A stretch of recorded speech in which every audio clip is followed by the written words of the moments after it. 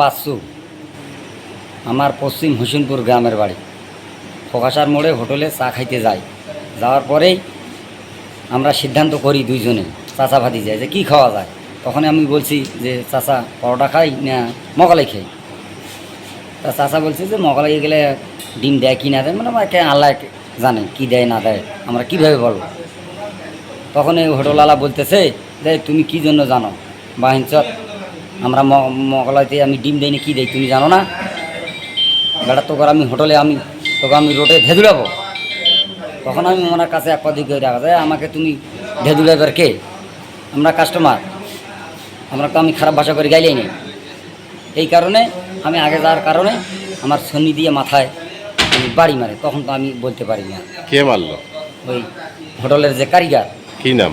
ওনার নামটা তো স্মরণ নয়, কিন্তু ওনার ছেলে মারছে। ওনার বাবার নাম হচ্ছে মস্ত, ওনারও বাসা হোসেনপুর গ্রামে। মানে মগলাইয়ে ডিম আছে কিনা এই প্রশ্নটা কে করছে? আমি করি নাই। ওনার সাথে কথা বলেন, আমার দুইজনের কথাবার্তা চলতেছে মেম্বারের সাথে। উনি কিন্তু শুনে পাইছে। আচ্ছা, এই তখনই আমি এক পা দুই পা করে আগে যাওয়া আমাকে যখন পর্যন্ত হোটেলে রাস্তা আমি ধেদুড়াবো, সেই সময় তো আমি ওনার কাছে আগে গেছি। তুই আমার বকাবকি করিস কেন? আমরা নাস্তা খাবো কি না খাবো এটা তো ভাবতে হবে আমার। এই কারণে আমি এক পা দুই করে আগা যাওয়ার কথা, বেটা তোকে আমি রাস্তায় ধেদুড়াবো। তুমি জানো না যে আমরা মগলাই দিয়ে যে আমি ডিম দিছি, তুমি জানো? মগলাইয়ের দাম কত? 50 টাকা দাম। তাই যাই হোক আর কি, এইভাবে আমার মারার কারণে এটি আমি সূক্ষ্ম বিচার চাই। আপনি কি আগে ওকে বকাবকি করছেন না? না, ওনাকে আমি কোনো বকাবকি, ওনাদের সাথে কোনো কথা হয় নাই। আমাদের মেম্বার শুধু কথা চলছে। উনি মেম্বার আমার চাচা হয়, ওনার আমি ভাতিজা। যে চাচা আমি কি খাবো, মগলাই খাবো না পরোটা খাবো? তো উনি বলছে যে এলে ডিম দেয় কি না দেয়। মানে মেম্বার বলছে ডিম দেয় কি হ্যাঁ না? হ্যাঁ, তাহলে একটু পরিমাণে কম দেয়, তাহলে খাবো না। মেম্বার বাইরে চলে যায়, তখন আমি ওখানে থাকি। তখন মানে আমাকে ডাকছে, শোনো তুমি কি জানো যে আমরা দেখো তো মগলাইতে আমরা ডিম দিই কিনা দেই, তুমি কি দেখছো? তা আমি তো দেখি নেই। আমি তো বলতেই পারি, কাস্টমার বলতেই পারি। আমি কোনো মগলাই দরদামও করিনি, কিচ্ছু করিনি। আমি খাবো কি না পাবো এইটাই ভাবতেছি। এই কারণে আমি আগে যাওয়ার পরেই উনি আমাকে যখন বকছে যে তোকে রোডে আমি ধেদুড়াবো, তেমন আমি বলছি তুমি রোডে আমাকে কেন ধেদুড়াবো? তোমাকে আমি তো খারাপ কোনো কথা বলিনি। এই কারণে উনি আগে যাওয়ার কারণে আমার সন্নি দিয়ে মাথায় বাড়ি মেরেছে। তখন তো আমি আর কোনো কথা বলতে পারিনি। তখন তো রক্ত দিয়ে আমার গা পা ধোয়া দিয়েছে। তখন তো লোকজন আটকা মেম্বার চিবি ধরছে এখানে, ধরার পর তো এখানে বসার পরে তখন দিয়ে বাঁধছে। বাঁধার পরে তো আসি হাসপাতালে। আমার আপনি আগে তার শরীরে হাত দিছেন? না, আমি কোনো জায়গায় আগে আমি হাত দিইনি। মানে সর্বপ্রথম সে আপনাকে মারলো? হ্যাঁ, সর্বপ্রথম উনি আমাকে মারছে।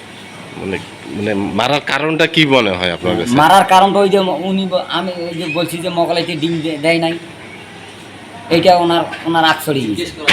আমার তো জিজ্ঞেস করছি, ওনাকেও জিজ্ঞেস করি নাই। আমি মেম্বার শুধু আপনারা আলোচনা করতেছেন? আমরা আলোচনা করছি কাস্টমার। মানে হোটেলের ভিতরে না বাইরে? হোটেলের বাইরে, যেখানে উনি হোটেলে ইয়া করে আর কি, মানে মগলাই বানায়। মানে বাইরের সাইড দিয়ে? হ্যাঁ, বাইরের সাইডে, ভেতরে রাস্তাতে। আপনারা হোটেলে ঢোকেন নাই? না, হোটেলে ঢুকি নাই। আমরা হোটেলে ঢুকি নাই। আপনার সঙ্গে আগের কোনো ঝগড়াঝাটি আছে তার না, সঙ্গে?